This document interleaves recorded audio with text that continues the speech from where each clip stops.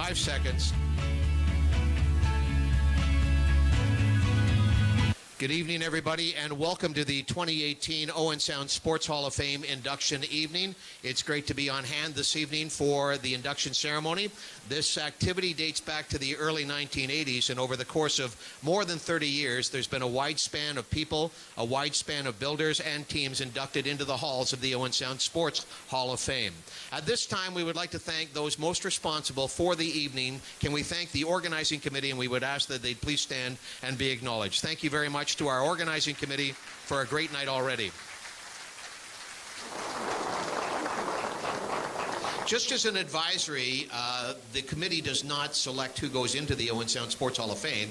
The people in the community and the region at large do, and that is based on nominations. Beginning tomorrow, nominations will be open for the next 2 years, and at that time, and only at that time, will the committee assess the merits of those being inducted. Tonight we have a great deal of people to induct in this Hall of Fame, likely the biggest ever, and so thank you to the committee for your hard work. And to the inductees, let's have a nice welcome to Owen Sound, because I know some of you have come a very, very long way.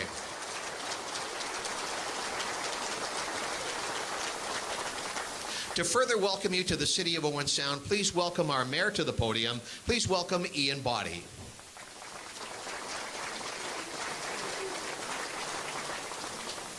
Thank you, Fred.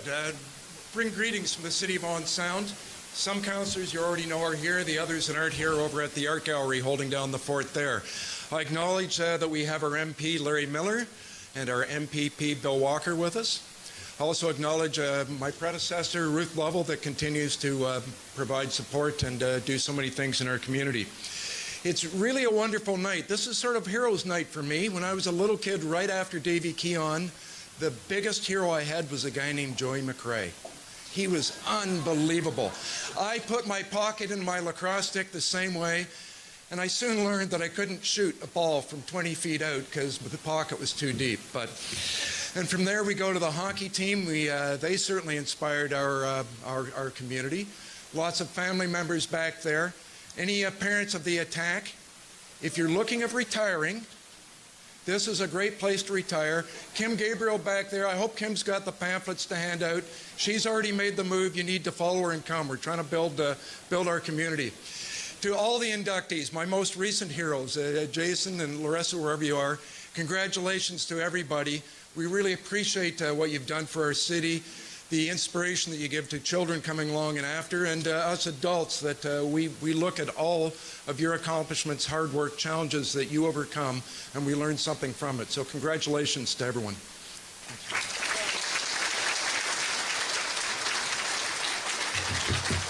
Thank you very much to Mayor Ian Patti for opening the proceedings tonight. He welcomed our MPP, Larry Miller, for Bruce Grey Owen Sound, and our MPP for Bruce Grey Owen Sound, Bill Walker. He did not welcome Darlene. Darlene, welcome to the affair tonight. Darlene, if you'd please stand up.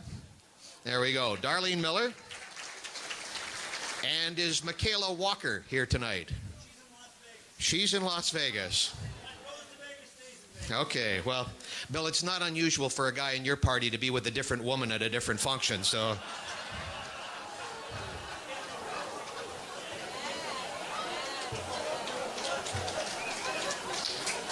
Doug Ford, come on.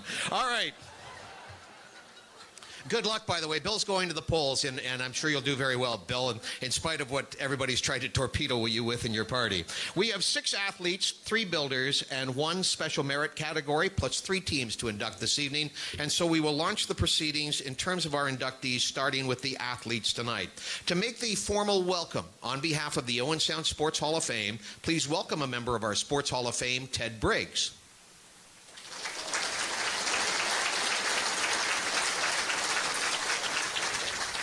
This first award is being sponsored by Owen Sound Subaru, by Edward Horton, and by Hewitt and Milne, who have been longtime supporters of sports in Owen Sound. Our first inductee this evening, congratulations to Clarence Hap Day. Clarence Henry Happy Day was born June 14, 1901 in Owen Sound, the son of Sydenham Township native Sidney Day and the former Elizabeth Bothwell. Later known as Hap Day, he was the first Owen Sound native to play in the National Hockey League. During his teenage years, his family moved to Port McNichol near Midland. While developing his hockey skills, he skated with the Midland Juniors, and while attending Midland High School, wore the uniform of its hockey team. He played for the Hamilton Tigers of the Ontario Hockey Association in 1922-23, and in 23-24, he went on to join the varsity team at the University of Toronto, where he was enrolled as a pharmacy major.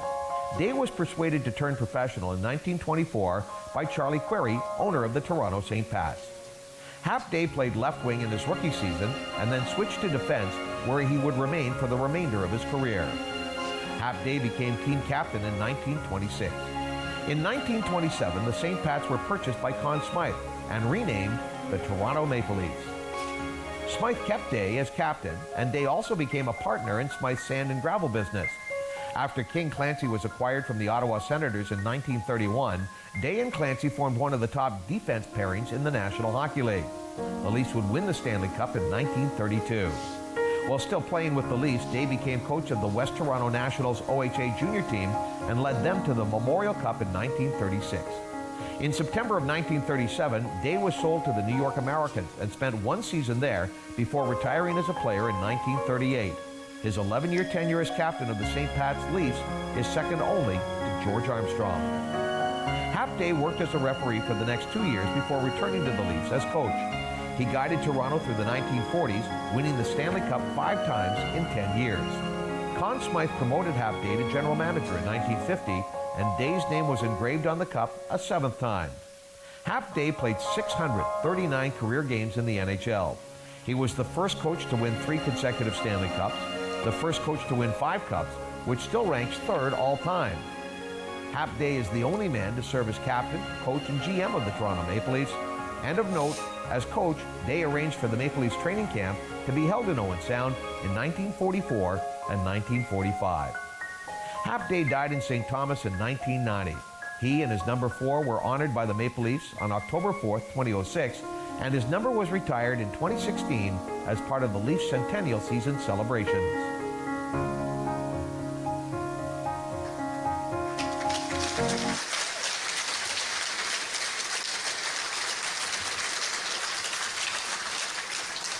Well, so much for my speech. I'm Carrie Day, and I'm here with my dear wife, Ann. Would she like to stand up, please?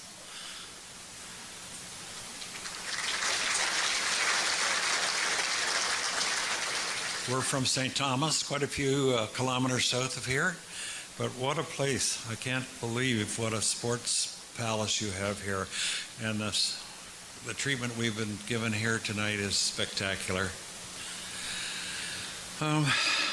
I've got a shortened speech after what you've just seen, but I would like to say good evening, ladies, gentlemen, and children. I would like to thank everyone for attending this evening's celebration. I would like to thank the Owen Sound Sports Hall of Fame and Dave Barber and his committee for honoring my father in such a special way. Your hard work and dedication in planning this event is greatly appreciated. And I have a few things that I want to especially thank Jonathan Jackson. I'd like Jonathan to stand up. I think a lot of people know Jonathan from the Sun-Times. He's now living in Guelph. He put a resume together, and I'll tell you, there's some things about my dad I just learned from this resume. Dad is the son of a Sydenham Township native his name was Sidney Day, and the former Elizabeth Bothwell. Now, Bothwell, I think, is a fairly prominent name in Owen Sound, and was the first native Owen Sounder to play in the National Hockey League. He first attended a school and played hockey as a child in Owen Sound. I thought my dad had left Owen Sound when he was 5, but Jonathan found out by looking at the 1911 census and found that the Day family was still in Owen Sound. So he did not go to the 1921 census, but I assume my dad left for Midland somewhere after after 12 years of age. Don't know exactly when. He attended school and played hockey as a child in Owen Sound. His family moved to Port McNichol when he was in his early teens, exact year of departure unknown. It can be argued that he lived and played hockey in Owen Sound during his formative years, as outlined in the criteria for the dad's induction. Some of the things that were brought to my attention, I didn't realize my dad had played 639 games in the National Hockey League over a period of 14 years. And most of you people are not old enough to realize, but back in the late 20s, they were playing a schedule of about 32, maybe 36 games a season. And by the time my dad left playing hockey, they were probably playing maybe 48 games. So when you think about 639 games and including playoffs, it certainly is a long hockey career, as opposed to what you're hearing today, where many of the hockey players play, they're into 1,000, 1,100 games. So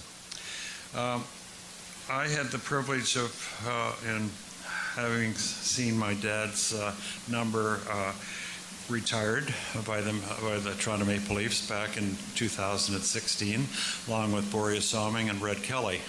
That was quite an event. I can remember someone came up, we all went to center ice, and I can remember someone came up to me, he said, Kerry, do you realize how many people you're going to be speaking to for 2 minutes?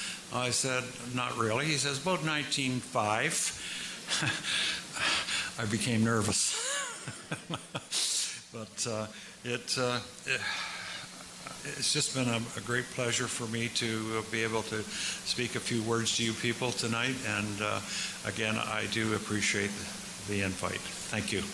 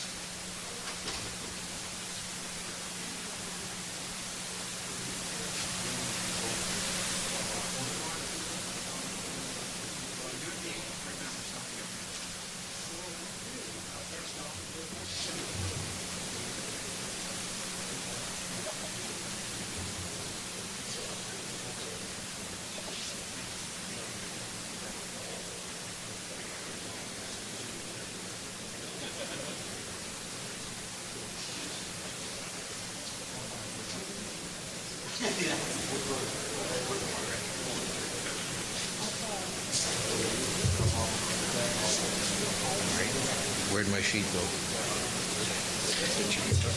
Carrie.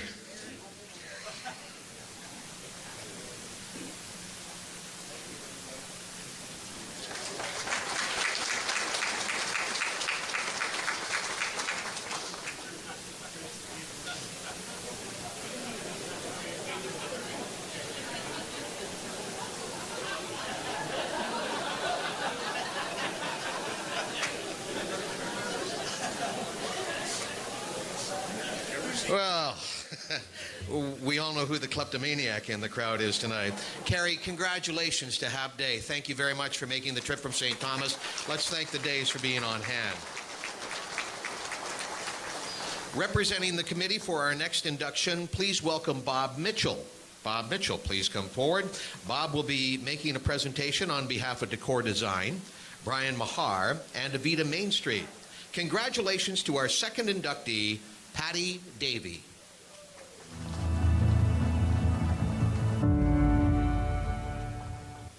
Patti Davey enrolled in baton twirling and marching classes in the fall of 1961. She was one of 300 girls who signed up for the Owen Sound Twirlettes and was totally enraptured with being a majorette. In 1964, Patti was one of the senior twirlettes who captured the Senior Novice Canadian International Twirl Corps title. She was approached at that point about the possibility of becoming a competitive soloist in the NBTA sanctioned competition. In 1965, Patti entered her first competition and captured 7th place overall. Her next competition was at the NBTA Canadian International event in Toronto. She she landed soundly in third place, competing against 20 other girls from across Canada and the United States. The following year, Patti departed from the twirlettes, but in short order was approached by a handful of competitors and requested to become their coach. Patti and Debbie Bailey became competitive duet twirling partners and formed the Owen Sound Patti Cakes twirl team. In 1967, she attended the internationally renowned Smeltzer's NBTA baton training camp that's located in Watkins Glen, New York. She worked with world-renowned baton instructors and trained for teachers' papers. Later that year, she competed in the Canadian International Baton Twirling Championships at the CNE, where she won the title. Over the next year, Patti Davey was a featured performer in many parades. By October of 1967, Patti had formed the Owen Sound High Steppers Baton Twirling Corps, which was comprised of 37 members from ages 3 to 17, and they made their debut at the 1967 Owen Sound Santa Claus Parade. Within 18 months, the Corps had grown to more than 125 members under her tutelage. Over a 4-year period, Patti brought home 57 trophies. In 1968, she successfully passed her Advanced Baton Teacher certification and started studying for her Baton Twirling Judges certification. Patti coached, led, and directed the High Steppers until the spring of 1971, at which time she moved to Wingham with her husband Ward. In Wingham, Patti formed and coached and directed the Wingham Canadettes, who have been recognized in the Wingham Sports Hall of Fame. She also formed and directed the Teeswater Twirlers and accepted positions as baton coach with the Hanover Highlights and the Walkerton Starlets. Patti Davey.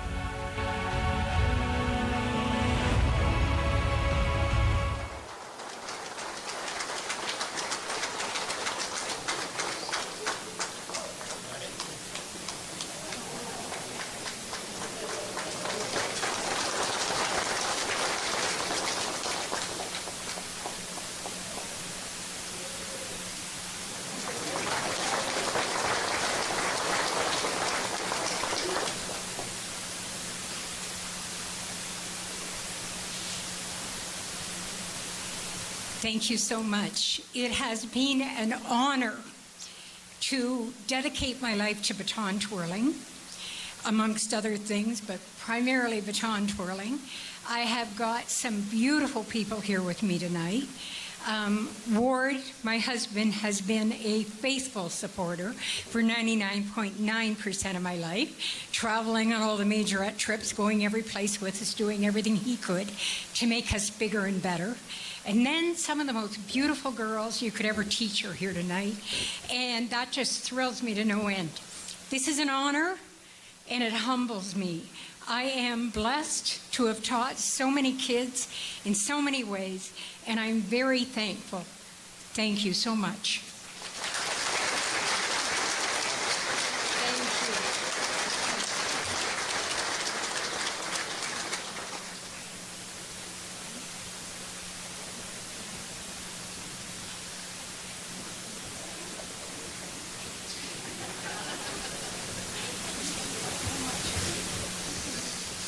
Congratulations to Patti Davey.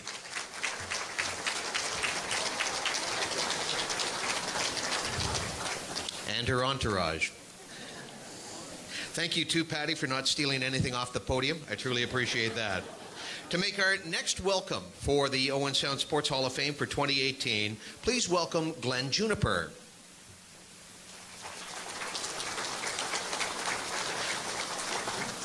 Glenn will be presenting the induction on behalf of Garben Gear, Source for Sports, Nickel Insurance, and Hal Wright Chevalds. Congratulations to our next inductee from the athlete category, Jeff Reid. Jeff Reid came up through Owen Sound minor hockey and minor lacrosse, a talented multi-sport athlete. He played minor hockey in Owen Sound from 1980 to 87. In Major Pee Wee, he had 97 goals and 100 assists and took part in the Quebec Pee Wee tournament. In 1986-87, he was part of the Owen Sound All-Ontario Championship team, which toured Sweden and Finland. From 1987 to 89, he played for the Owen Sound Greys under coach John Lumley. In 1989, he was drafted by the Cornwall Royals of the Ontario Hockey League in the 11th round and was part of Cornwall's final 3 seasons in the O.H.L.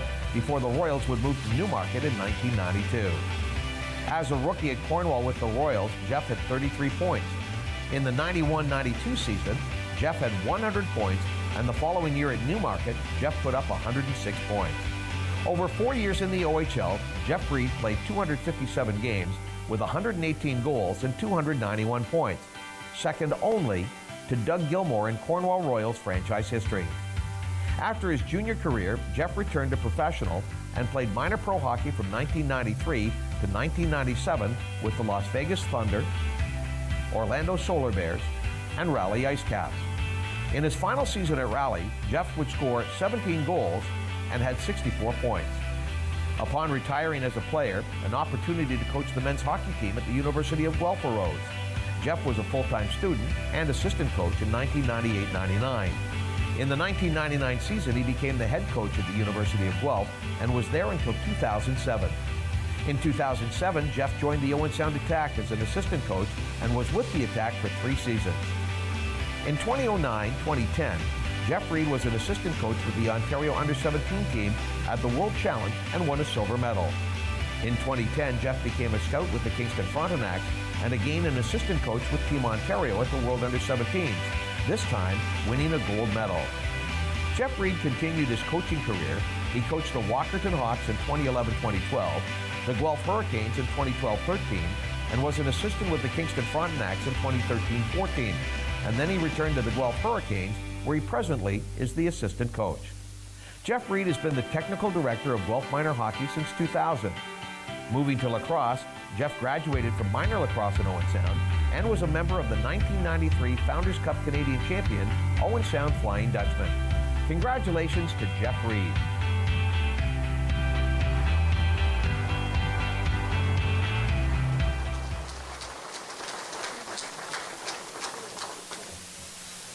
That's quite the picture there with the mullet. It's an excellent mullet that I did for many years.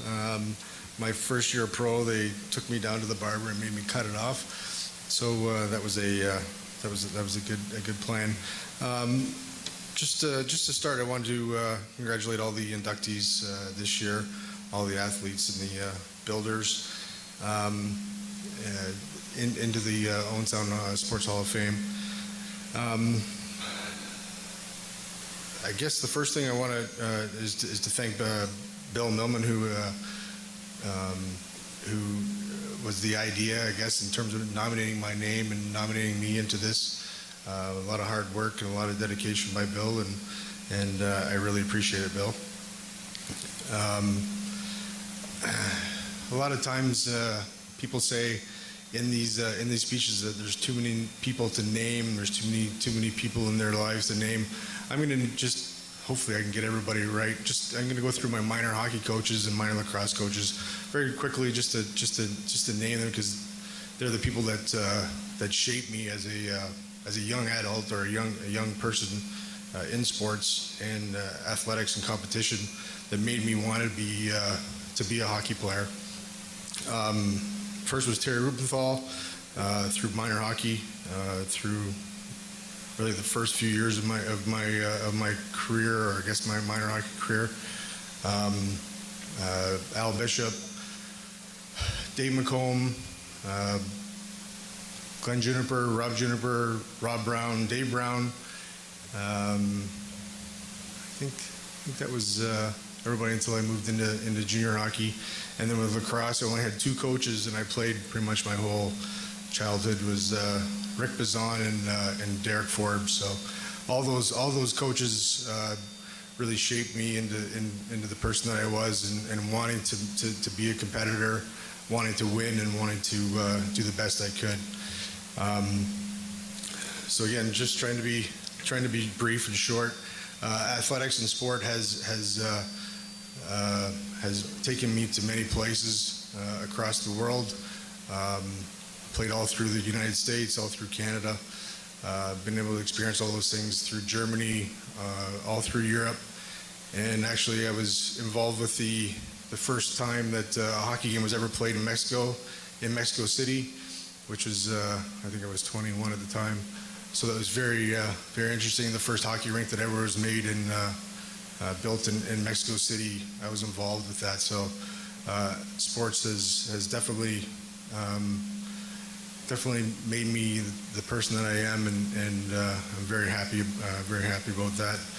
And again, just to thank obviously my family, my parents, Darwin, Sharon, and my grandparents, my aunts and uncles, my brothers were very supportive with my career and with me as an athlete.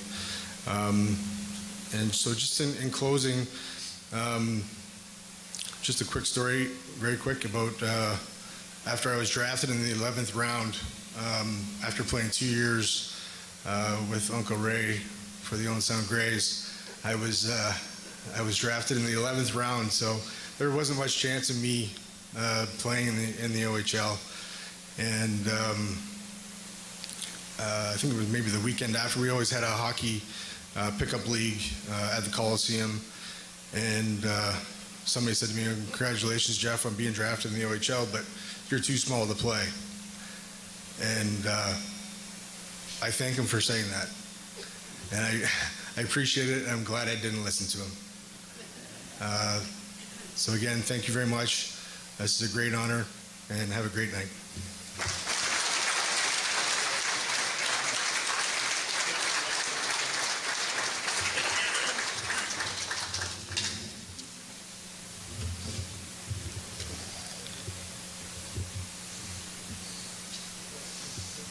Congratulations, Jeff. Jeff Reid. Just out of interest, I wasn't the guy who said you were too small, was it? It wasn't me. Okay, all right, so I'm off the hook there. Jeff, when he came to Owen Sound to play for the Cornwall Royals, I remember there was one game, the Royals won 11-0, so I got to tell you, that was 1991, and I'm just getting over that, so congratulations on that night, because it must have been sweet. To make our next induction welcome from the committee, please welcome Dan Blackburn. Dan will be making the welcome on behalf of Kia of Owen Sound, Boston Pizza, and the City of Owen Sound. Congratulations to our next inductee, Larisa Yurkiw.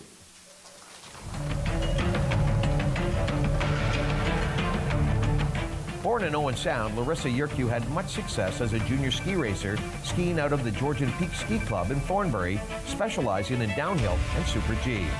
She made her debut on the NorAm Cup circuit in March of 2004 at Georgian Peaks. From 2005 to 2009, Larisa reached the podium 17 times, winning gold 8 times in all disciplines excepting slalom. She also had success racing on the GMC Cup circuit, a sanctioned ski series that challenges Canada's most promising skiers. In 2007, Larisa competed on the South American Cup team.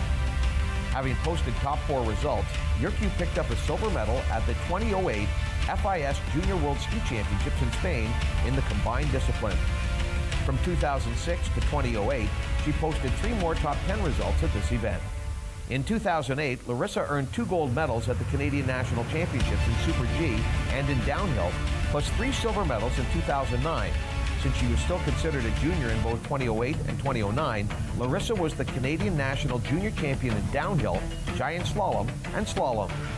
Larisa Yurkiw would make her World Cup debut at Austria in a downhill event in January of 2007. In 2015, she achieved a personal best at Cortina d'Ampezzo in Italy when she placed 2nd in the downhill.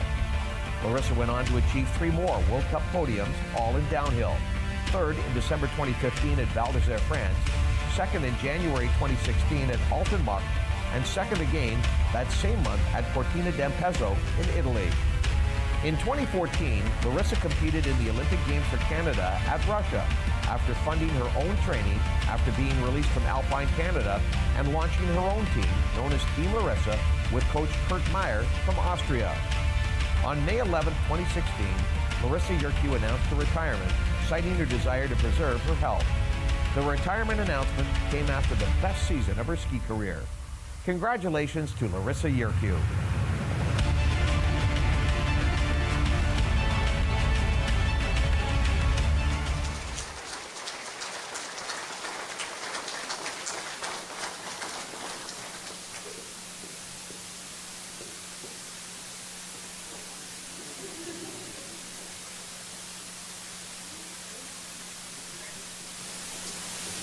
You'd think for a racer I'd go straight from A to B. What an honor. It's I've seen a lot of familiar faces, and I don't know, I think I thought you had to be older to get inducted. But I'm 30, I just turned 30, so maybe I'm in. My brother asked me on the way here, how does it feel to get inducted into the Owen Sound Hockey Hall of Fame? And I feel honored. It's a funny thing, you know, my sport in a hockey town, it's, you know, strapping 2 boards on my feet and racing like a crazy person. But I can assure you that it almost had nothing to do with the actual details of skiing by the end. I pushed really hard and I tried to represent my country well. But I guess, firstly, internally, personally, I learned so much about different corners of myself I didn't know I had. I was raised humble, and that kept me from being complacent during my career. And then traveling around the world and doing my sport taught me what it's worth to be a little bit, have a bit of swagger sometimes. And externally, which was equally as profound, was to bring as many people on this journey as possible. I mean, it's a single sport. I had teammates from other countries, but for the most part, I fed off that kind of community. You know, I'm racing alone in the middle of Bulgaria, and I go on Facebook and feel at home. And so I'm so grateful for a room of people, whether you were directly or indirectly involved in the journey that I had. It taught me a lot about myself, but a lot about the value of relationships and sharing so honestly and as candidly as possible what it's worth to be vulnerable sometimes. And at the core of it, I'm so grateful to have been born and raised here in Owen Sound. It gave me this toolbox of things to tackle some worldly problems. That's what it felt like for me, and I'm so glad that I came out on the other side and I retired. It's such a luxury. There's a lot of athletes in the room that understand it's a luxury to go out on your own terms, and I'm so happy and I'm so grateful for the honor. Thank you so much.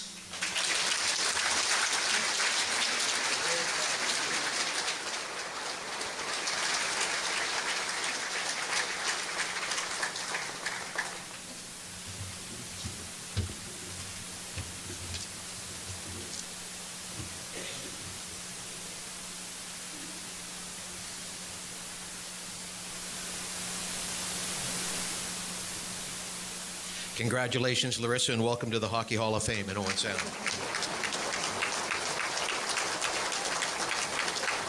And I think Larissa's right. Those were big days, certainly within the city and within the region. Whether you were in Bulgaria or France or Italy, when Larisa did well, I think the whole city had some swagger. So thank you very much, Larisa, for representing the city of Owen Sound.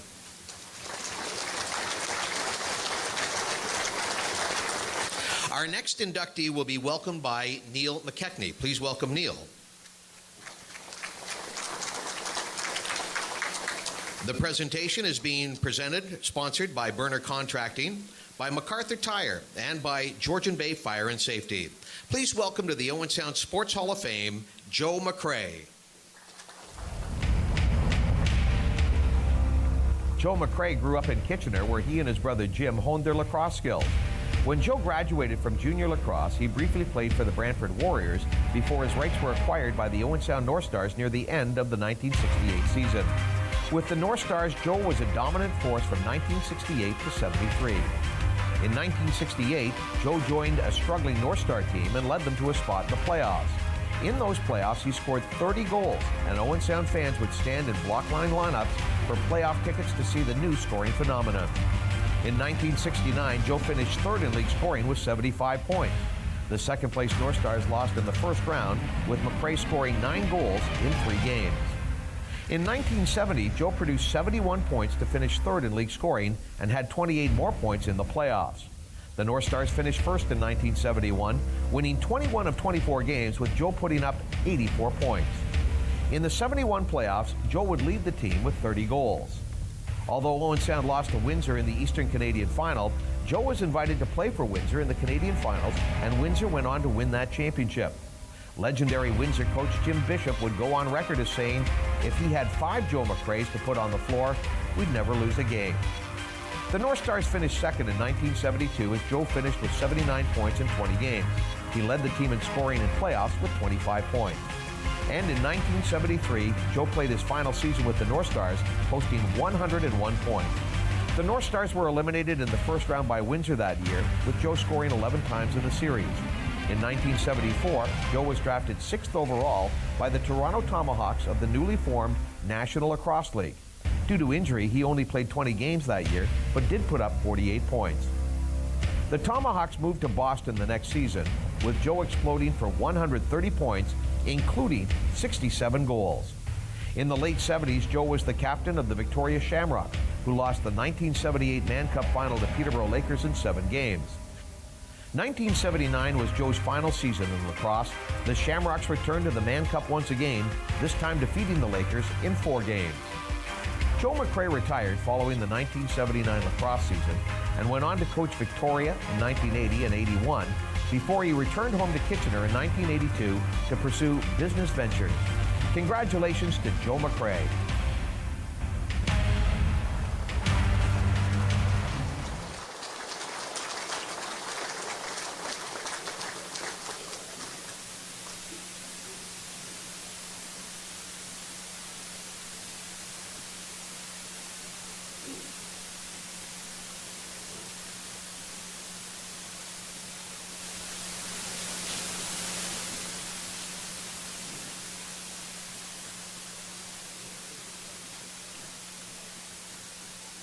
Oh boy.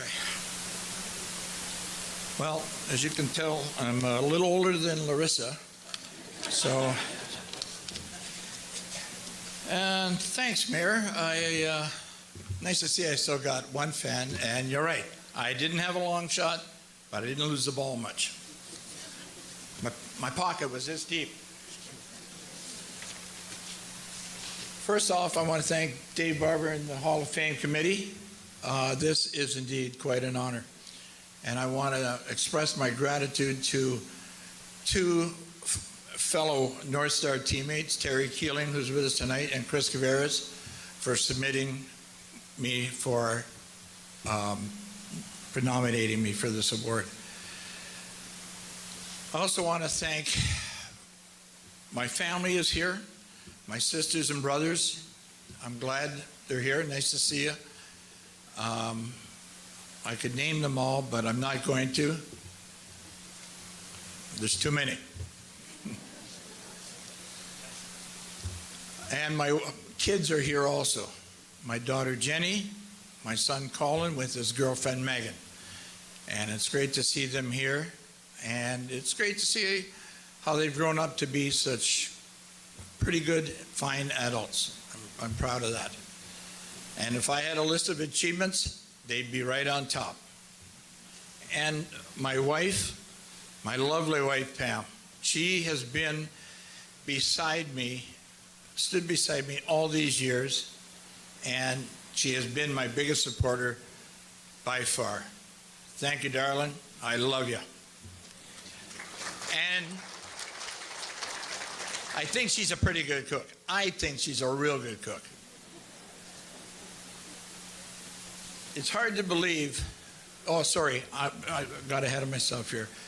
I also want to acknowledge the late, great Doug Gillespie, a man here that a lot of people here know or have known over the years. He's the one that convinced me to come to Owen Sound and play for the North Stars. He was a coach then, and I'm glad he did because, you know, I'm just glad. I love being here.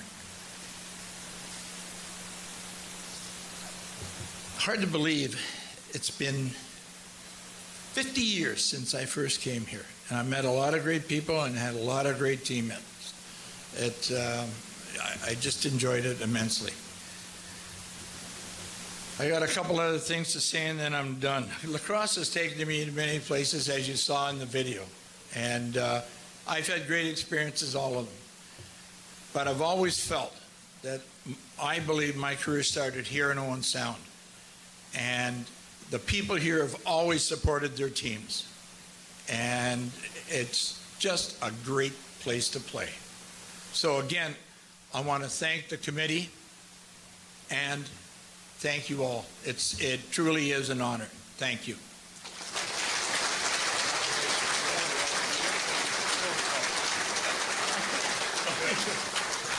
Thank you very much.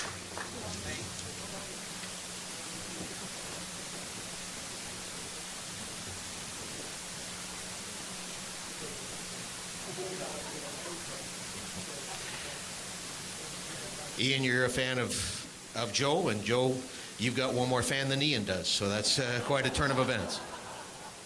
Congratulations to Joe McCrea.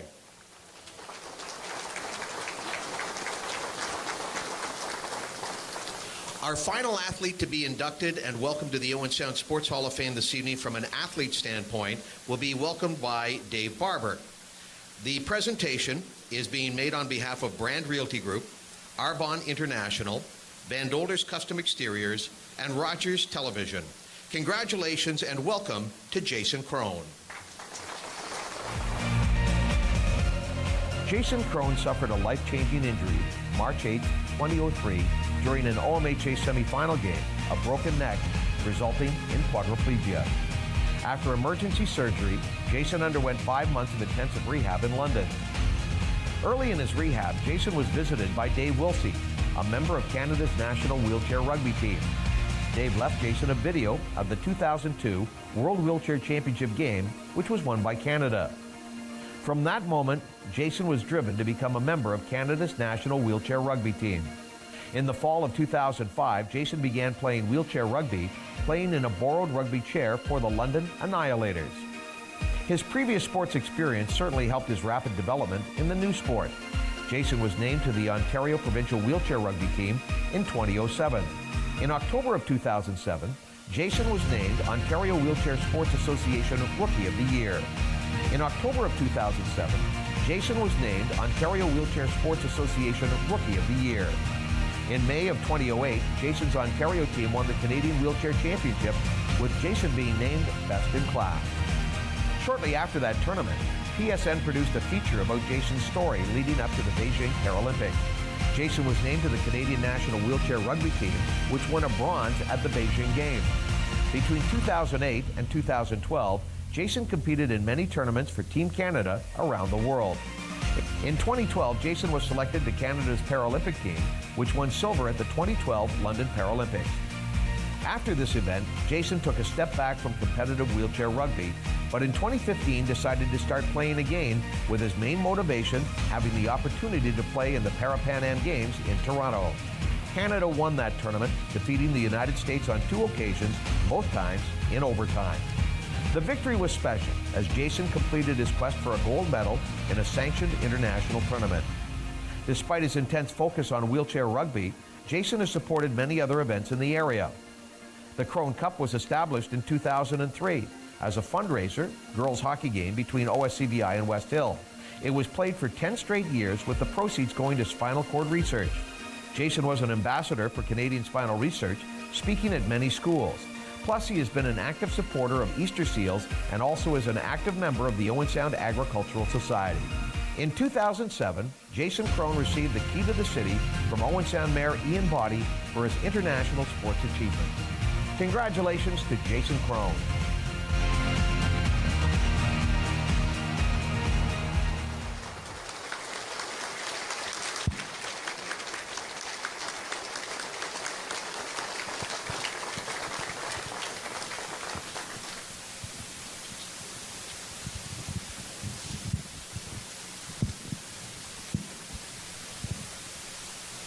First off, I want to thank Dave and the committee. This is an awesome night, and thank you for everybody to come.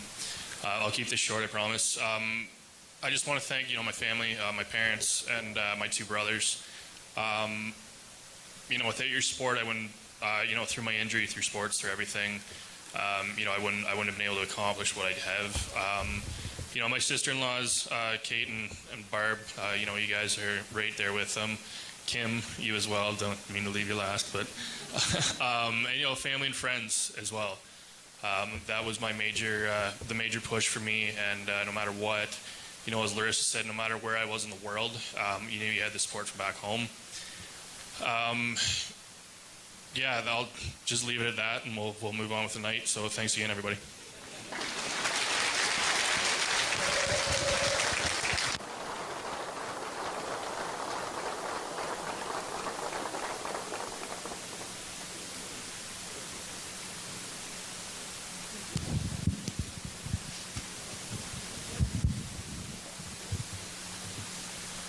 Congratulations to Jason Crone.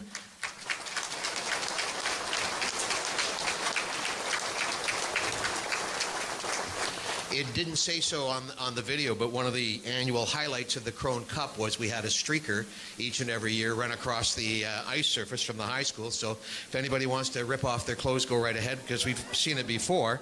And in some of these cases, we've seen it many times before. We move from athletes to builders tonight. To make the welcome of the first builder tonight, please welcome once again Dan Blackburn from our committee.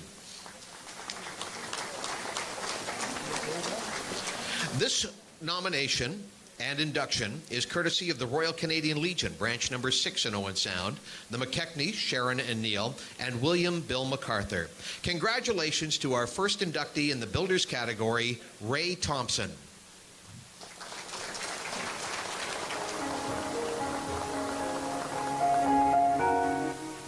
Ray Thompson started bowling around 1967 in the Men's Industrial League. Although he bowled some high scores, the areas where Ray really excelled were coaching and administration.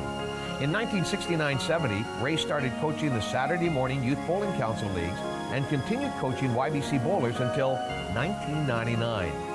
He regularly coached teams at the Ontario Championships in the 4 Steps to Stardom, the Youth Challenge, and the Combo Tournament. Ray became a master bowler, teaching division, and continued for 25 years. The tournament teams consist of a master bowler plus a boy and a girl from YBC. Not only are they coaching, but by bowling, they allow the 2 youngsters to compete at a high level with their master bowler. In 1971-72, Ray Thompson became the lane certification agent for Georgian Bay, Blue Water, and later the Grey Bruce Zones. He held this position for over 15 years, a position that requires attention to detail to ensure the lanes all meet the specifications. Ray volunteered as a member of the 5-Pin Bowlers Association, serving as vice president, and in 1977 became president. This organization grew and grew to 850 members under his term as president. Ray also organized coaching clinics from 1980 to 1987 under the National Coaching Certification Program. In the late 80s, Ray had a vision to put a team of volunteers together to involve all bowlers and set a goal of raising enough money to keep Big Brothers in Owen Sound operational. Today, the Bowl for Kids' Sake raises in excess of $25,000 per year. In 1984, a young man named Murray McMillan became paralyzed. A fundraiser encountered challenges, but Ray, as president of a large bowling organization, was able to conduct an award ceremony and use the proceeds for the benefit. Congratulations to Ray Thompson.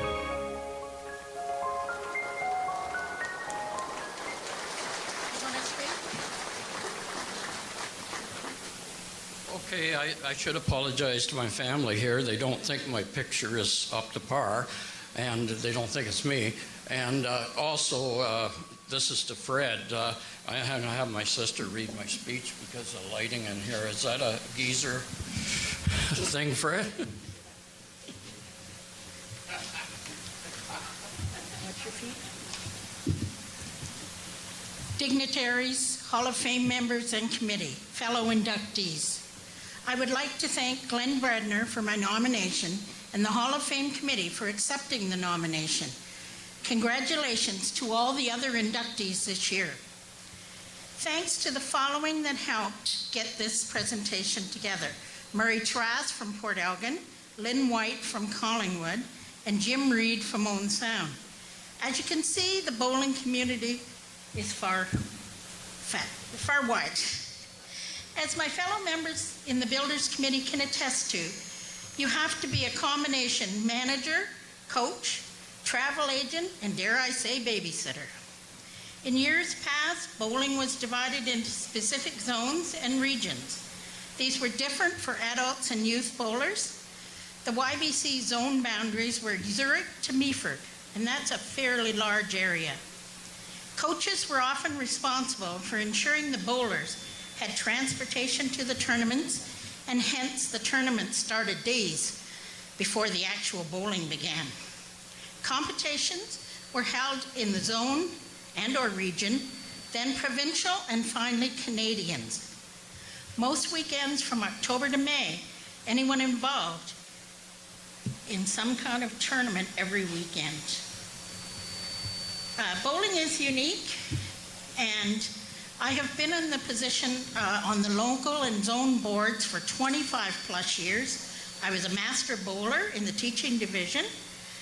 I coached YBC every Saturday morning for 30 plus years. Bowling demanded the coaches were certified, and I obtained level 2 certification. I have enjoyed my life in bowling and have many fond memories.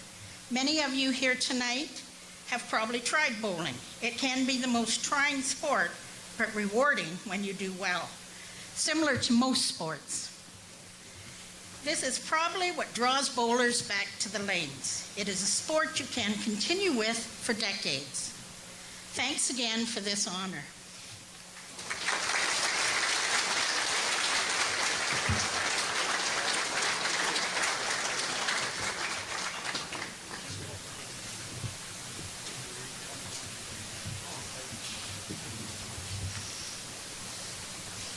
Thank you, Kathy, and congratulations to Ray Thompson.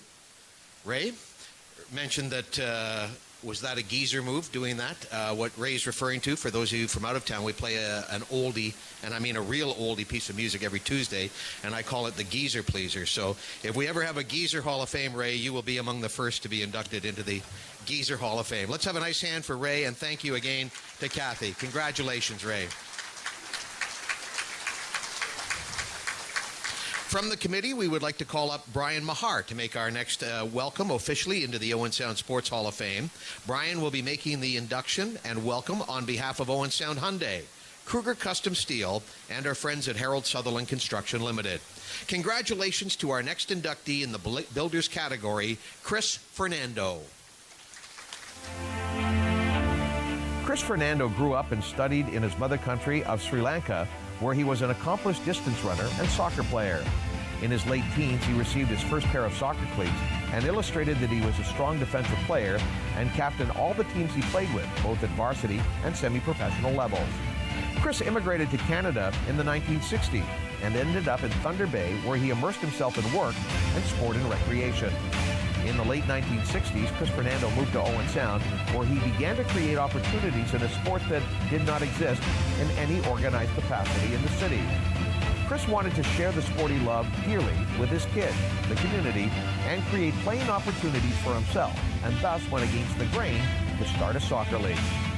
By establishing men's soccer, it eventually led to the formation of the Owen Sound Minor Soccer Association. Chris Fernando was the founding president of the OSMSA in 1976. He remained as an active club member into the early 2000s. Over the years, Chris held many different positions with the organization and was integral in establishing soccer in Owen Sound. Chris Fernando worked tirelessly at the grassroots level, organizing and participating in fundraiser events, registration days, securing sponsorships, organizing games, practices, and tournaments, picture days, league schedules, and award ceremonies. Notably, Chris promoted the sport of soccer and community recreation that was inclusive to all.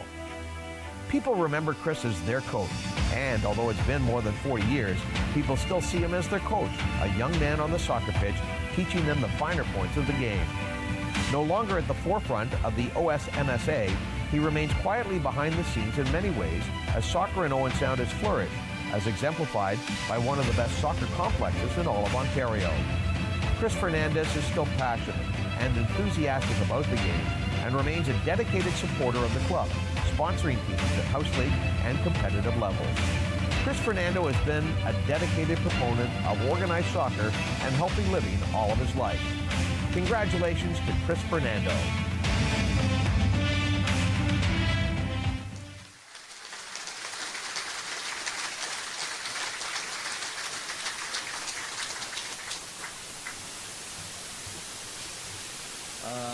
I want to say a few words here. I'd like to thank all the Hall of Fame Fame board members for electing me to this honored position here. I'd like to thank my family and friends attending the ceremony. Okay, to give a brief history, we started soccer in... Sorry about that. It's okay. I played soccer all my life, and I've been an avid soccer fan for all my life there. I came to Canada in 1967, March. Then I came to Owen Sound in 1968, December, and I was at the hospital there as a physiotherapist. When we started organized soccer, they were playing soccer. They used to call it football, but we used to call it soccer. We had a handful of executive members. John Phillips was the vice president. I was the first president. Marcel Gobet was the secretary, and Bill Farah was the treasurer. Peter Saban I don't think he's here now, and he was the sponsorship chairman. Fernando, she was the fundraising and team pictures. Mike Meyer from the City Hall came, and he was the city representative there. We had about 2 divisions in that thing. We started in March and finished at the beginning of October there. And the registration at the time was $5 per person and $10 for the whole family. I don't know what they charge now. We had 11 teams at the time, about 150 people there. I don't know if you want me to tell all the people who were the sponsors there or not. Leave it there maybe. I'm glad to be being inducted with the people like Robbie Blundell, Frank Johnson, who passed away then, people like Mac Meneman over there. They've been really getting this soccer going after we finished there. Now, come to the point where Owen Sound really has grown from about 150 to about 1,000 people. It went from, we have a soccer field now. I think we need a covered dome, and I think the City Hall would be able to do that for us there. So this way, I'm pretty sure they've been doing a study, and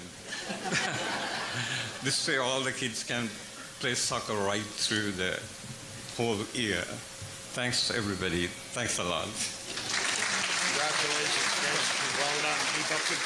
Keep on them about that goal, man. Thank you. Congratulations. Thank you.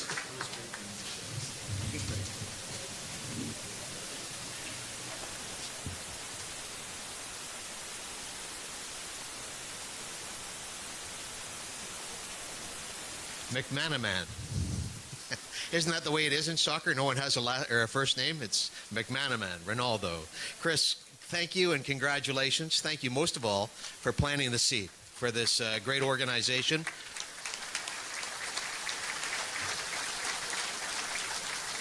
I think you could see in the pictures the smiles on the kids, and it's thousands after thousands through the course of many decades. So thanks again for getting that started. Owen Sound Minor Soccer Association.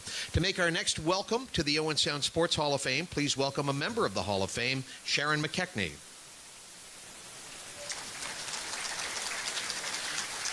Sharon will be making her welcome on behalf of the Brian E. Wood Funeral Home, the Crescent Club, Shorty's in downtown Owen Sound, and Bob and Carol Mitchell.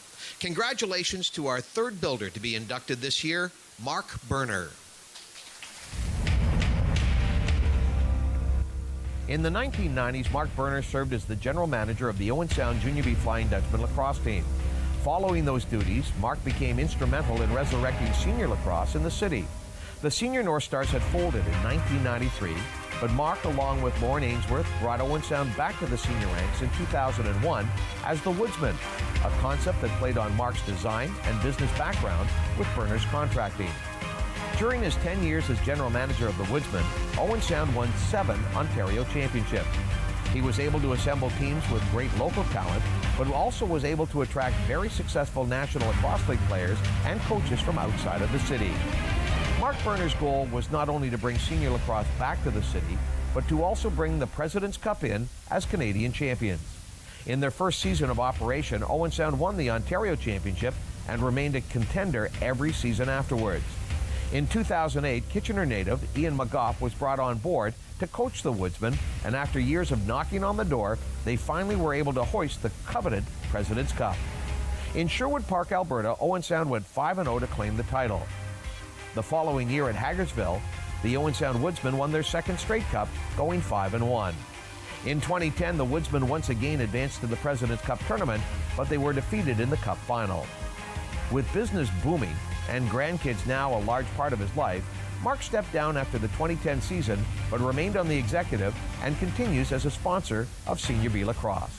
2 President's Cups, 2 silver medals, 2 bronze medals, and 7 Ontario championships. The Woodsman name and senior lacrosse are always going to be grateful to Mark Berner.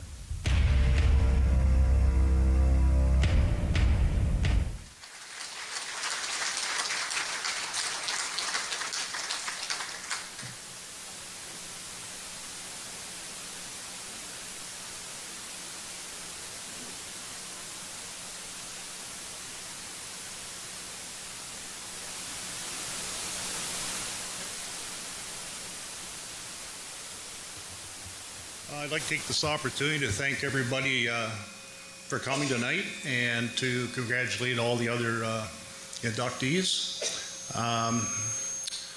I'd like to, I'm quite humbled and very honored to be considered for this, let alone be inducted in it. I never really planned on anything like that. I just wanted to see lacrosse flourish in the city. I think it's a great sport. And I did whatever I could to make it work out for us. Sometimes that made me friends. Sometimes that lost me friends. But I don't have too many friends in the O.L.A., I don't think. But anyway, like I said, I did whatever I could, pushed whatever limits I could do to make this team a winning team. I've been in lacrosse since 1986. Started with minor. 93, I jumped on board with the juniors, and then in 2000, like it says there, I got going with the Woodsmen. 7 Ontario championships, 2 Canadian championships, a couple of silver medals. Both those losses still bite, by the way, but it is what it is. A couple bronzes, and like I said, I had a great time. And other things came into my life, and unfortunately I had to give it up. But I'll always cherish all the people I met and all the friends I still have because of it. Again, I'm very honored, and thank you very much for inducting me into this Hall of Fame. Thank you.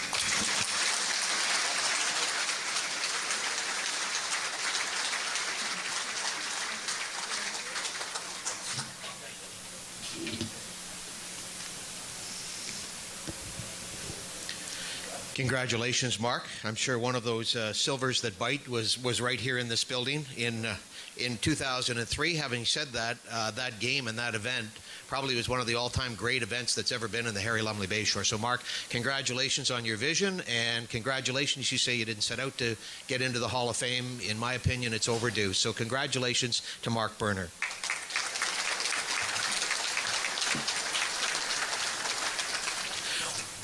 Each time that we have a ceremony, we make room for Special Merit Award winners, and that's where we're going to go now. Bill Simpson. Please welcome Bill Simpson to come forward on behalf of the organizing committee to make the welcome. Our welcome is courtesy of Seasons Retirement Community, Cook's Plumbing and Heating and Air Conditioning, the Owen Sound Attack of the O.H.L., and the Owen Sound Professional Firefighters Association. Our Special Merit inductee for 2018 is James Bud Nuttall. Bud Nuttall was known as a mentor, role model, one of a kind, iconic, and a legend in our community. The Owen Sound Slow Pitch League was driven by his passion for many years. Bud sponsored a men's team in the league for more than 35 years, holding the record for the longest-running team. He won with pride, lost with dignity. After every game, he would spend time with his team, his family. His team started out with his sons and close friends and grew over the years to include his grandson. He was the oldest man to play in the slow pitch league, playing until the age of 83 in 2017. Bud Nuttall played right field. He would never take a runner and would be the first one to run over and coach one of the bases while his team batted. He was a complete team player. Bud Nuttall also sponsored a team in the Ladies League, a team that consisted of many wives and friends of the men's team, as well as his granddaughter. The last few years were tough for Bud, as he wanted to spend more time at his cottage and at his trailer on Manitoulin Island. He hummed, and he hawed about whether to continue to play ball or not, but he always ended up playing. Ball was in his blood. Whether his team won or lost, in his books, everyone was a winner. Bud was a huge supporter of the community. He knew everyone and was always talking to someone new everywhere he went. This was the same at the ball field. 2017 was his final year. He wrapped up his ball career playing in the year-end tournament. 3 weeks after that tournament, Bud suffered a cardiac arrest. At Bud Nuttall's funeral, the Slow Pitch League formed an honor guard, with the players and executive members standing with their bats in the air, proud of the man they were sending off. Bud Nuttall.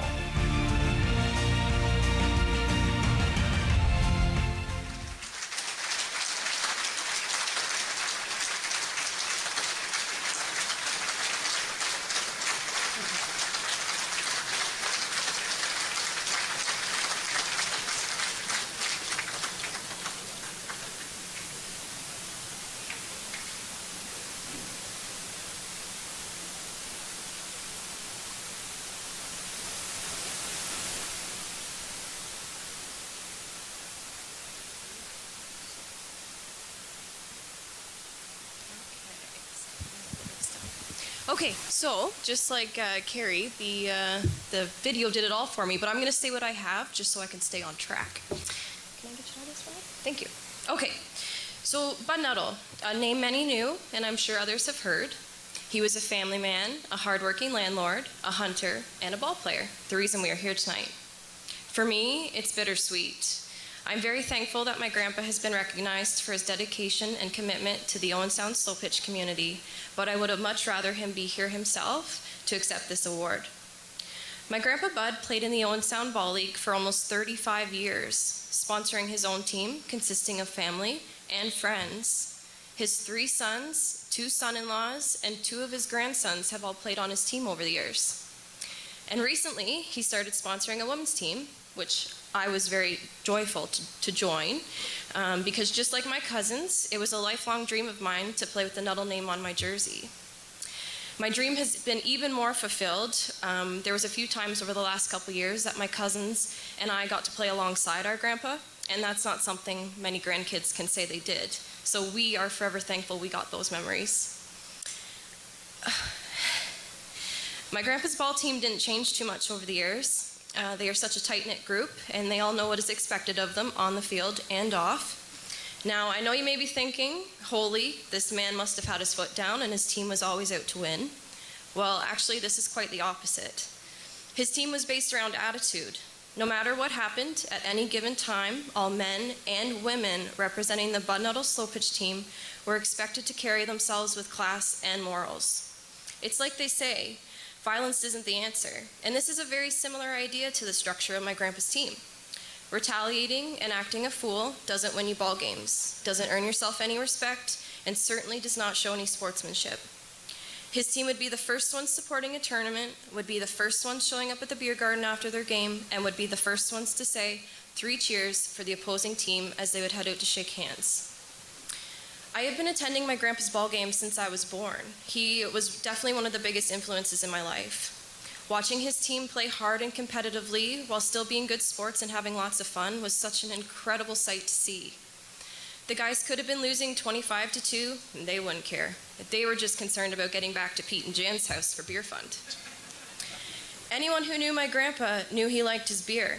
Upon arriving at a beer garden, he would first walk up to the booth where you'd buy your beer tickets. There he would chat with the ticket ladies for probably 10 or 15 minutes, basically buy a whole roll of tickets, and then he would finally make his way over to the beer guys to get his beer. There, he would also stop and talk for 15 minutes, maybe 20. He'd have a beer, and he'd order 4 or 5 more, and he'd go and hand them out to others around the area at the beer garden.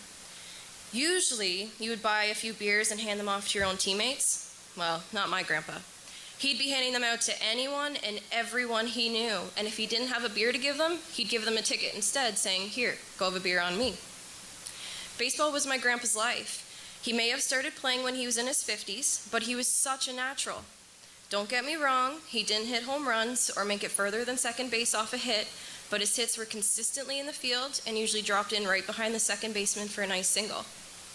On the off chance my grandpa hit a deep ball into the field, he would still stop at first base just to chat with the guy playing at the bag. I remember a few times where one of our guys would come up to bat and would advance my grandpa to second base, where again, he would stop at second, hug the player playing the bag, chat with him for a second, and would be paying no attention to what was going on in the play. Well, the batter would end up basically beside him on the bag saying, "Bud, what are you doing?" Of course, my grandpa would laugh, say, "Oh, sorry," would be called out, and he wouldn't trade any of what had happened for the world. This was the Bud that the slow pitch community knew. A supporter, a mentor, a role model, a social butterfly, and a heck of a sportsman who genuinely loved the game and the people. Last year was my grandpa's final year of playing baseball. He played the whole season and finished his year and career off at the year-end tournament, where he played exceptionally, so I am told. Unfortunately, I had to miss this tournament because I was away at another tournament myself. My family told me a story about one of the games. There was a team trying to take advantage of my grandpa's age, and I know you've all heard he was 83 last year playing outfield. Yeah, just let that sink in for a second. Growing up knowing him, it still gets me. 83, playing right field. I just picture Kevin Pillar, but it's my grandpa. So this team, generally deep field hitters, were trying to just drop some balls very short on my grandpa, making him run, making him miss, trying to grab easy bases. Well, my grandpa showed them everything he had. He caught balls left and right. And on one particular play, my grandpa actually was way back at the fence. This guy hits lots of home runs, so grandpa was where he needed to be. Well, this guy just decided to pop it in over the first baseman. Well, off took my grandpa, and he ran, and he caught the ball down by his knees, just behind the first baseman. Everyone in the beer garden and who were sitting watching the game started roaring with cheers because they just witnessed an 83-year-old legend do the unimaginable. Sadly, my grandpa passed away unexpectedly last year on August 31st of 2017 while he was out for a bike ride after dinner, 3 short weeks after the year-end tournament. He lived a wonderful life. He had many friends and a lot of family, all who shared the same passion for baseball as he did. 3 weeks after we lost my grandpa, the Owen Sound Fall Classic Tournament, or DUNS as some know it, was upon us, and this year in memory of my grandpa Bud. This was his favorite tournament of the whole season. For him, it was a way to wrap up the season with his family and teammates together. Usually, this tournament had the worst luck for weather. It was always raining and cold.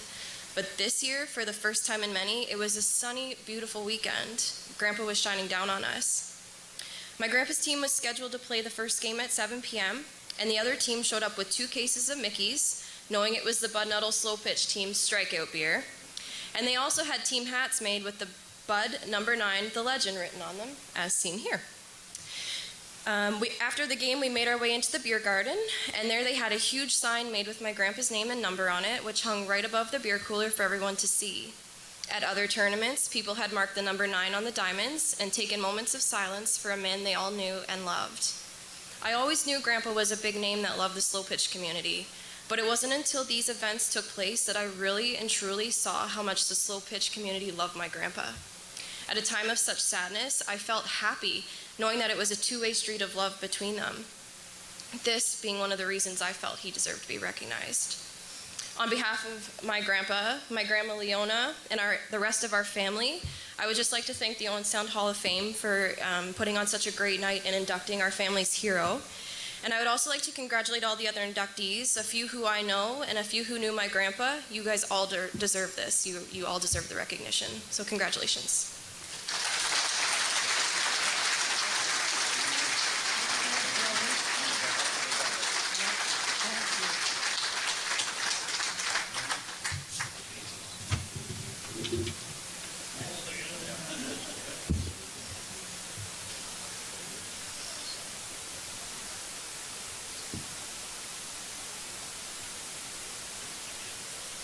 Thank you very much, Chelsea. And thank you, Leona, for being on hand tonight.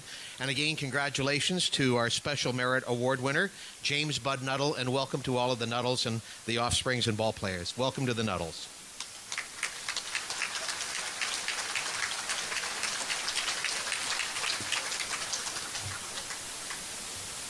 Up next are the teams to be inducted. And to make our first induction to a team, please welcome from the Sports Hall of Fame Committee, Jim Tombrose.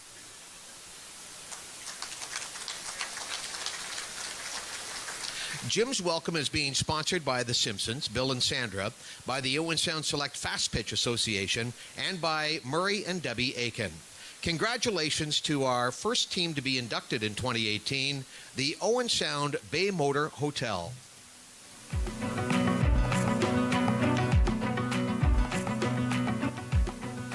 The 1965 Owen Sound Bay Motor Hotel softball team became the first Owen Sound team to win an OASA title since 1938.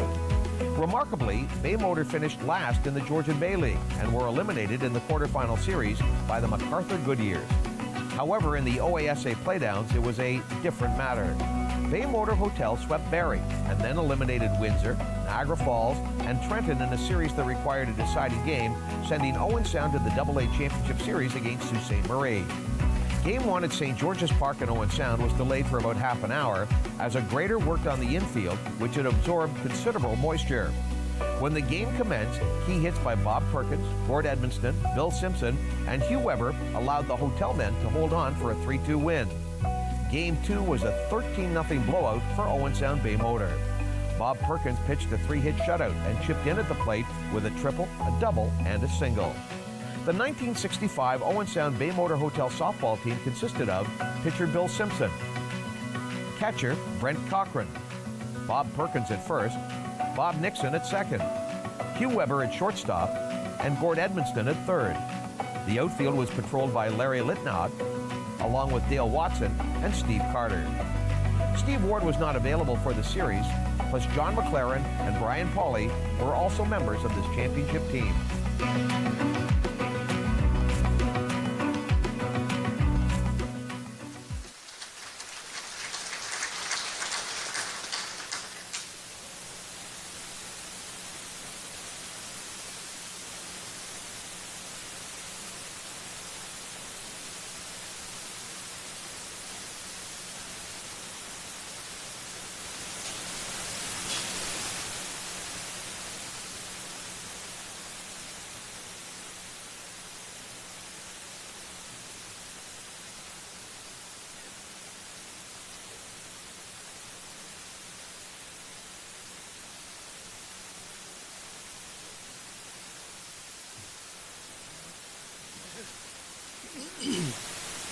Much appreciated to be inducted into the hall, and we'd like to thank the people that are here with us to help me.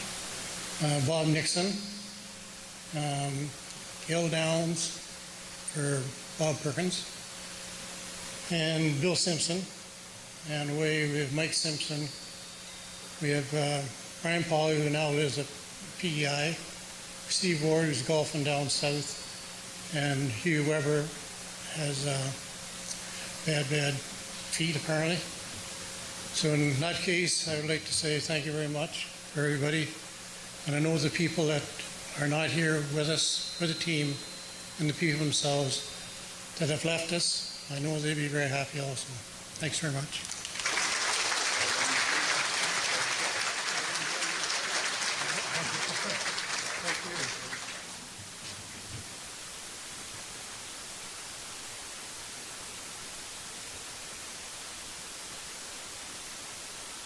Congratulations to Steve and all of the members of the 1965 OASA champions, the Owen Sound Bay Motor Hotel. Congratulations.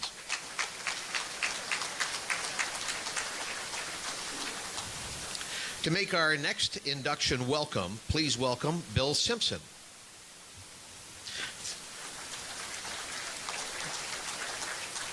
Bill's presentation is courtesy of Bumstead Insurance Limited, Norm Armstrong Family, and the Owen Sound Police Association.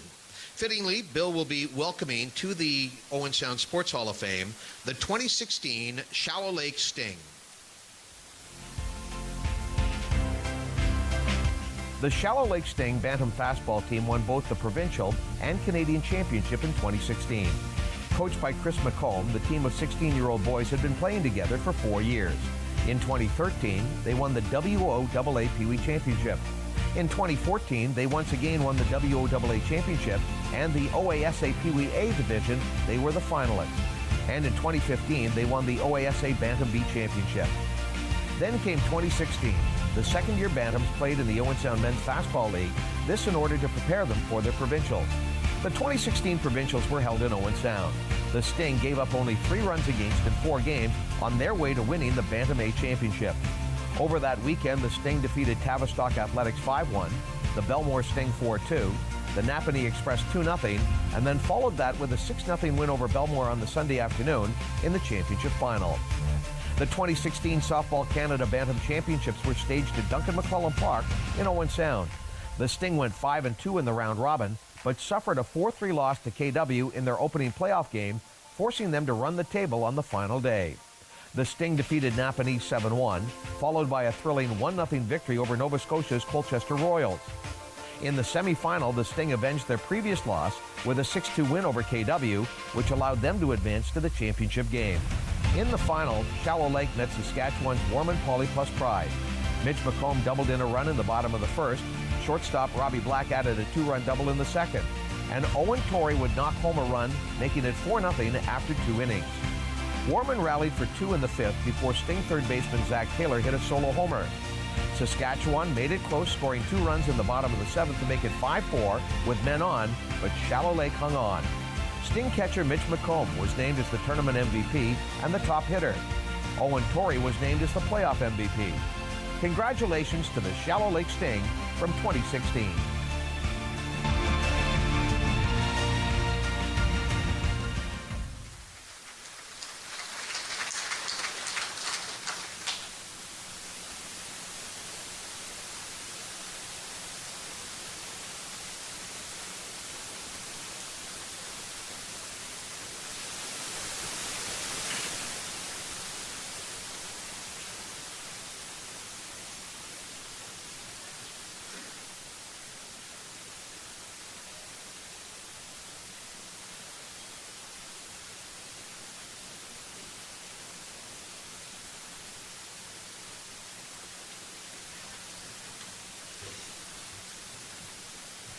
Sorry for the delay. I wasn't sure who was going to do the talking here.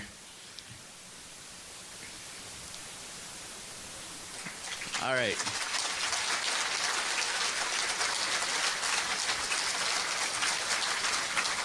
So, first of all, I would like to congratulate all the athletes, teams, and builders, and it's an honor for us to be able to share this night with all of you. Thanks to the Hall of Fame Committee for making this such a successful night. Our parents, family, and friends stuck in the back corner. Thank you all. Some of you have made a long trip to get here. Usually you're a lot noisier, but I'm sure that'll come as the night progresses.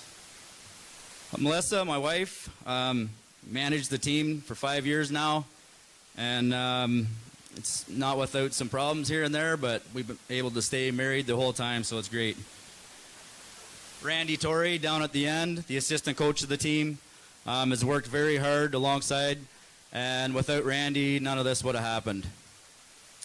The Simpsons, for all you do for softball and Owen Sound, these tournaments, they don't happen without all your hard work and commitments. And to win a tournament like this is, it's very rewarding, but to be able to do it here in Owen Sound, it was unbelievable. Fred Wallace, for all the coverage you gave us. You didn't mess up too many times, and you advertised our team very well throughout the week, and we thank you. And Ken Taylor. Ken passed away recently. He's a big part of our team, and we're going to miss him dearly. As coach of the Shallow Lake Sting, I'm very proud of this team and their accomplishments. Each player standing up here has contributed and played an important role in winning the provincial and Canadian championships. The whole team is very dedicated, hardworking, each competing for a spot in the diamond, but remembering the importance of teamwork and having fun.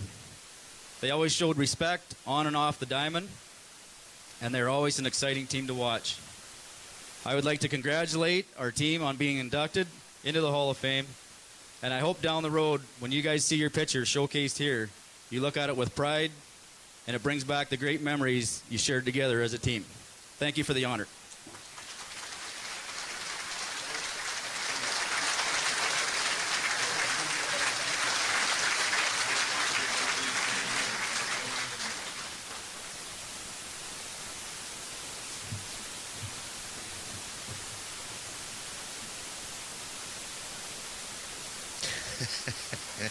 Congratulations to the Shallow Lake Sting, Coach Chris and the Sting of 2016. As Chris alluded to, and for those of you that aren't from Owen Sound or from sports that aren't connected to fastball, Owen Sound has had Canadian championships over the last 16 years at every level. The women's national championship, the men's championship on a couple of occasions, the juniors many times, and the bantams in 2016.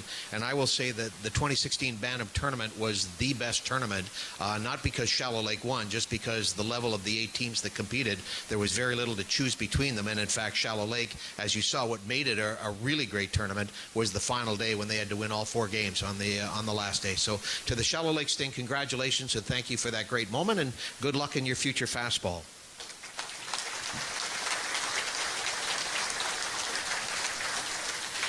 Our final team to be inducted into the Owen Sound Sports Hall of Fame in 2018 will be welcomed by Dave Barber.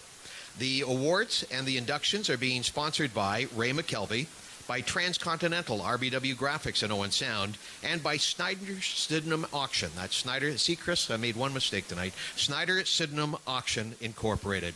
Congratulations to our final team to be inducted, the 2011 Ontario Hockey League champions, the Owen Sound Attack. Owen Sound became the home of the Ontario Hockey League Platers in 1989 when the franchise departed Guelph. In 2000, a group of local owners with the backing of fan support purchased the team and prevented it from relocating to Cornwall.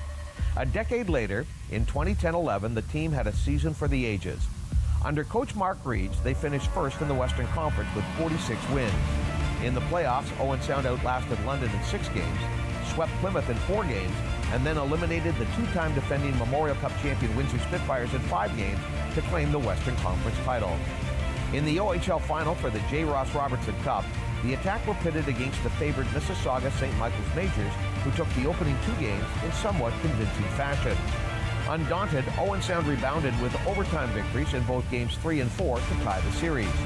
Mississauga regained the series lead with a victory in Game 5, but in front of a roaring crowd at the Harry Lumley Bayshore, Owen Sound tied the series with a narrow 3-2 win in Game 6. That set the stage for a memorable Sunday at the Hershey Center in Mississauga, which became known as the Bayshore South since 3,000 Owen Sounders made the trip down to Mississauga for Game 7. The deciding game went to overtime before Jared Maidens would score the game-winning goal just 3.5 minutes into the extra frame.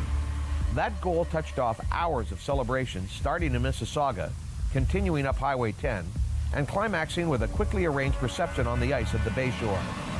A week later, Owen Sound went back to Mississauga for the Memorial Cup, but injuries took their toll, and the Attack were eliminated in the tiebreaker game, halting the most memorable O.H.L. season in the city to this point. The 2010-11 Owen Sound Attack consisted of head coach Mark Reid, assistant Terry Virtue, and athletic therapist Andy Brown. Their forwards were Roman Berdnikov, Jamel Smith, Robbie McNarty, Cameron Brace, Andrew Shaw, Garrett Wilson, Joey Hishin, Andrew Fritsch, Brendan Childerley, Daniel Zweep, Mike Halmo, Curtis Gabriel, Liam Heelis, and Jared Maidens. On defense, Keevan Cutting, Jay Gilbert, Braden Rose, Jesse Blacker, Matt Petgrave, Matt Stanish, Jeffrey Shemich, and Greg Stagger. Goaltenders were Scott Stager, Jordan Binnington, and Michael Zador. The 2011 O.H.L. champion Owen Sound Attack.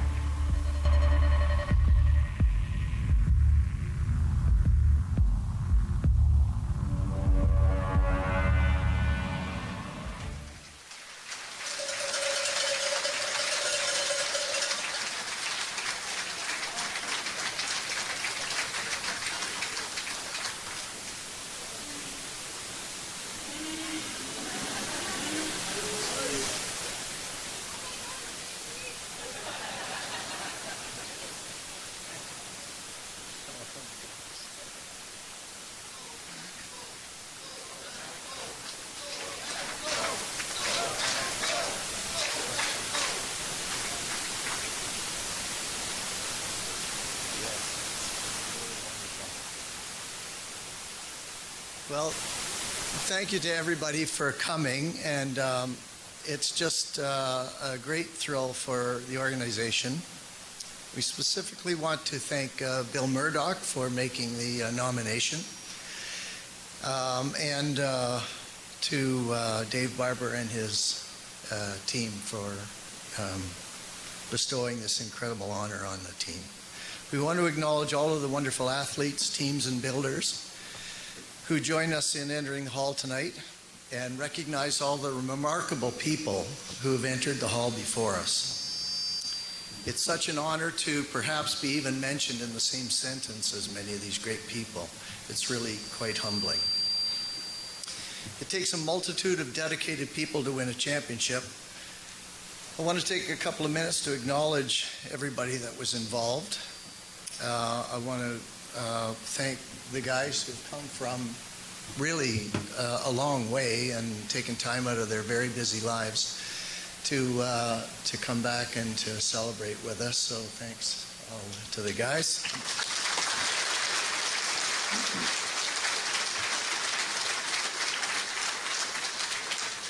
In front of you, looking older, more mature, more experienced, are Jordan Bennington, Curtis Gabriel, Jay Gilbert, Liam Heelis, Joey Hishin, our OT scoring hero, Jared Maidens, 2011 playoff MVP, Rob McNarty, Matt Petgrave, Jeffrey Shemich, Scott Stager, and Danny Sweet.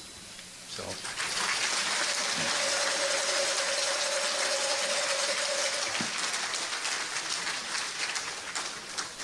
Fred gave you the names of the other guys. I want you to know that every one of them made contact with me to send their regrets that they were not able to come. But I want to specifically recognize Captain Garrett Wilson, who remains with the Pittsburgh Penguins in their hunt for the Cup. Andrew Shaw, who had every intention of being here, emailing me at least a dozen times, and then unfortunately had to undergo surgery on April 25th. And when I talked to him on Wednesday, he still was not out of bed, so he was thinking that the 4-hour drive maybe wasn't going to be a good idea. And Mike Helmo, who is fresh off an Austrian Pro League championship and was very disappointed not to be here. I want to acknowledge the parents who have come tonight to join their sons here, and of course the incredible billets.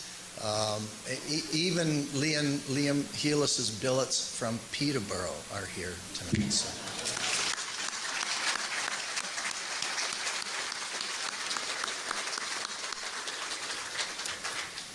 As I said, it takes a huge number of people to make something like this happen, and winning it all is not easy. I want to recognize my fellow owners, Faye Harshman, Paul McDermott, and Peter McDermott, and representing Frank Coulter. We're so happy to have Sharon Coulter here tonight. Yes.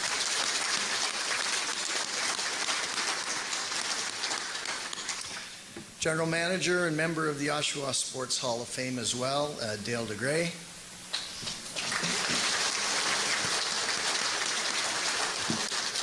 It's a very special thing. Representing Coach Mark Reid's is Mary Reid's, all the way here from St. Louis.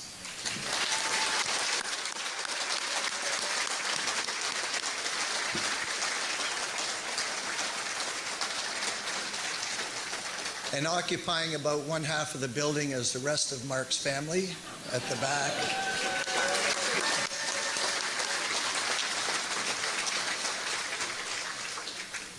Goaltending coach Greg Redcrest, trainer Andy Brown, and equipment manager Gary Brennan, statistician and video magician Ryan Manley. Unable to be with us tonight, but we recognize them, lead scouts Ian McClellan, Brian Denny, and their staff. Our incredible educational consultant, Sarah Rao, physician Cam Tweedy, and our dentist, Sean Stewart. Announcer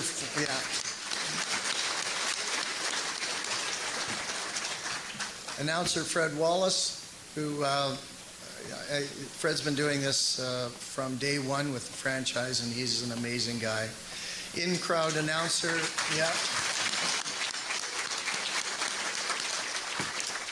In-crowd announcer Dave Middleton, long-time team photographer John Carrick, and our office staff who were doing it all at that time, Ray McKelvey, Leanne O'Leary, Brent Fisher, who called me tonight and said that his babysitter fell through and he has his kids at home. Administrative assistant Larisa Blue, and back to join us tonight is Jeanette Scott.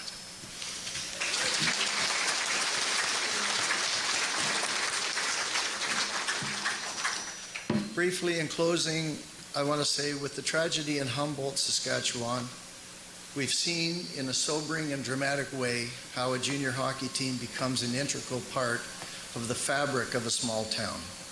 Its character woven deep into the soul of its community, and the core values of the community a driving force for that team. Over the years, the Attack franchise has been on a journey that has seen us adopt the character of our community: strong, hardworking, relentless, and accountable. That's Owen Sound. To be now forever written into the history of sport here in the Sound seems like the culmination of that journey. Once again, I want to thank everybody who helped make this evening happen for us. Thank you.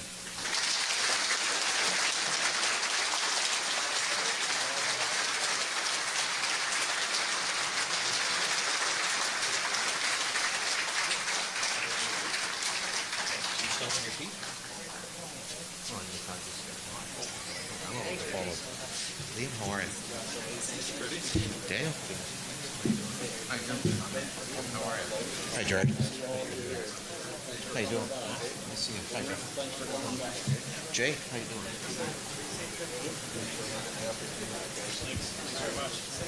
Thank you very much, Bob. And again, congratulations to the 2011 Ontario Hockey League champion, Owen Sound Attack.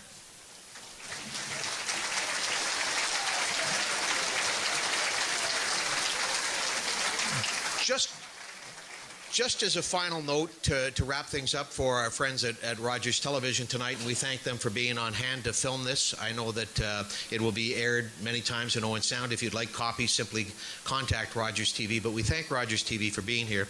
Just to wrap up the night, we mentioned, and again, a welcome to Mary Reid's. I remember talking to Mark after the affair, or after the championship, and as they went to overtime, Mark told me that his inspirational speech was, why not you? Why not Owen Sound? Why not somebody in this room to be the hero on that particular night?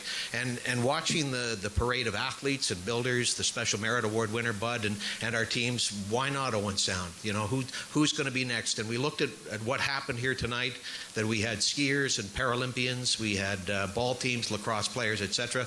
It's a great place to play, so why not you? And thank you for being you. And we remind you that the Owen Sound Sports Hall of Fame will be taking nominations again for something that we're going to do again in 2020. Thank you very much.